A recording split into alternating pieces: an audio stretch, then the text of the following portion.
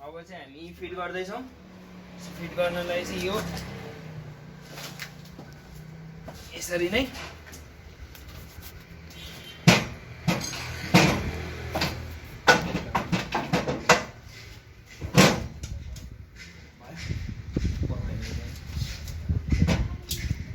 यता आउँछ सर।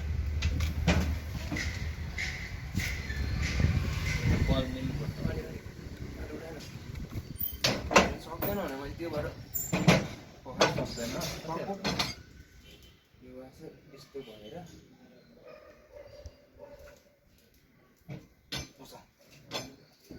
त्यो वासर च्यापिङ गर्छ।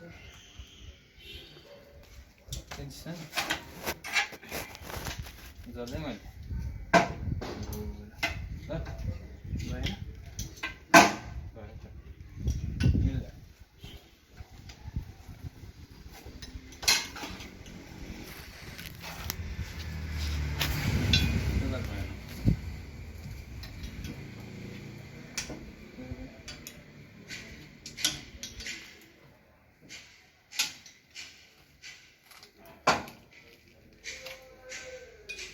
यो चाहिँ हामीले ठ्याक्क अड्कायौँ। यसपछि गएर यता आउनु रहेछ। यो चाहिँ ठ्याक्क यहाँनिर वासर हुन्छ। यो वासर चाहिँ यसरी बाहिर पर्नुपर्छ। यो बाहिर पर्नुपर्छ, यता पनि त्यसरी नै बाहिर पर्नुपर्छ। अनि यो ठ्याक्क ब्यालेन्स गरेर राख्ने। यसपछि गएर यसको माथिको फेरि अघिनको हप्पर माथि राख्छौँ।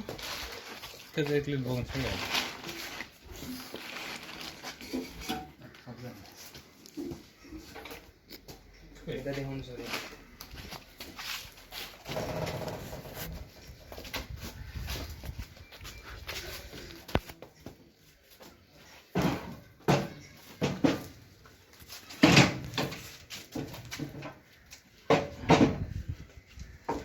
यसै गरी यसमा पनि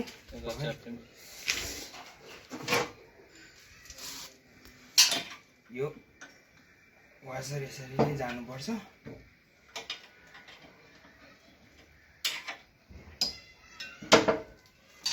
त्यसै गरी अर्को साइडमा पनि हेलो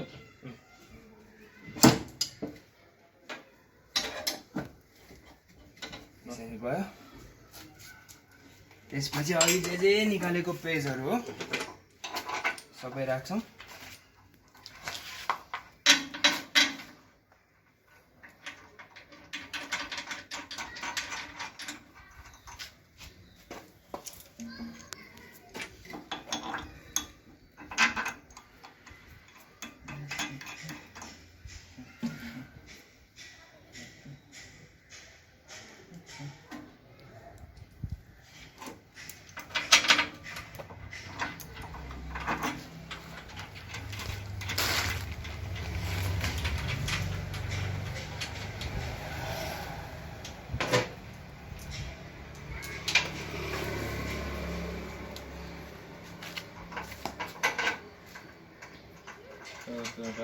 तल कस्ने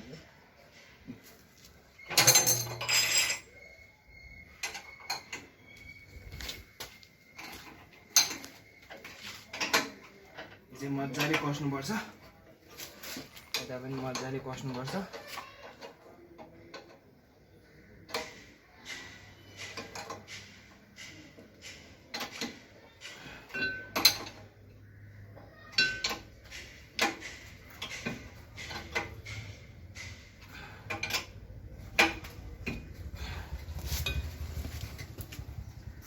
त्यसै गरी यो साइडमा पनि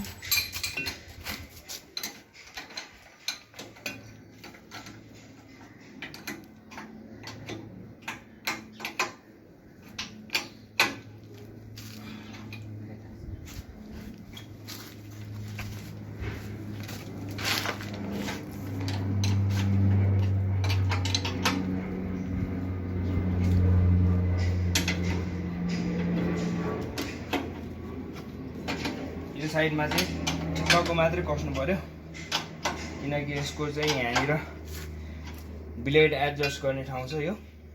सो एडजस्ट हुनलाई यो चाहिँ हल्का मात्र कस्ने हो।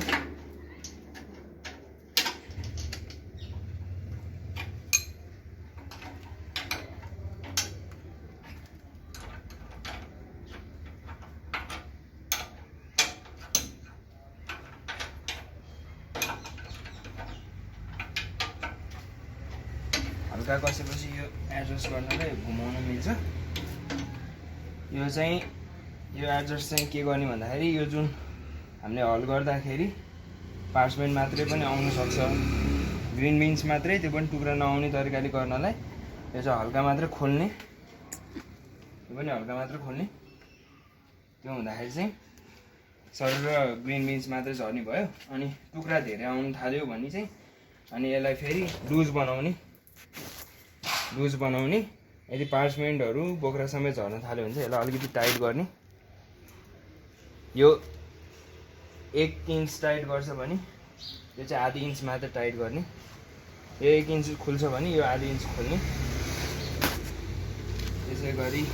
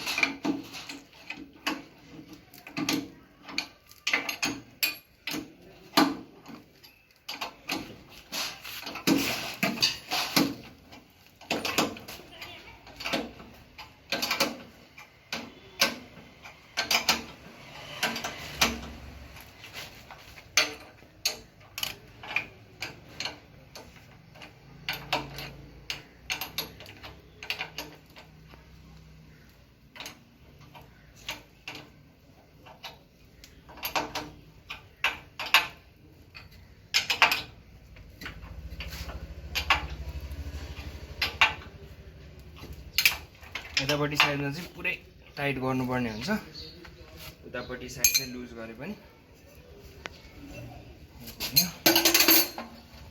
त्यसै गरी अघि रबर राखे जसरी यसलाई पनि यसरी नै राखिन्छ।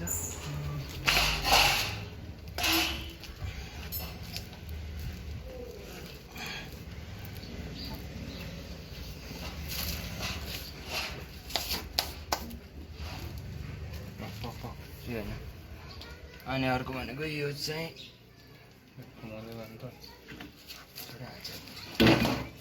यो राख्ने भयो।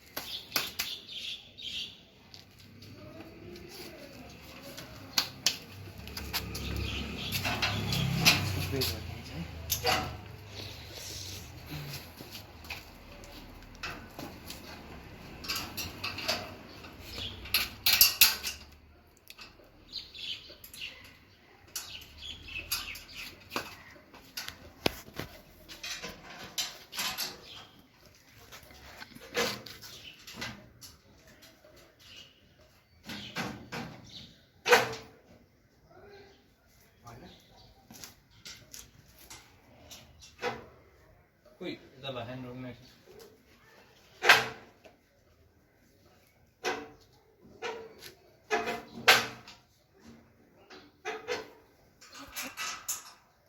Thế chú còn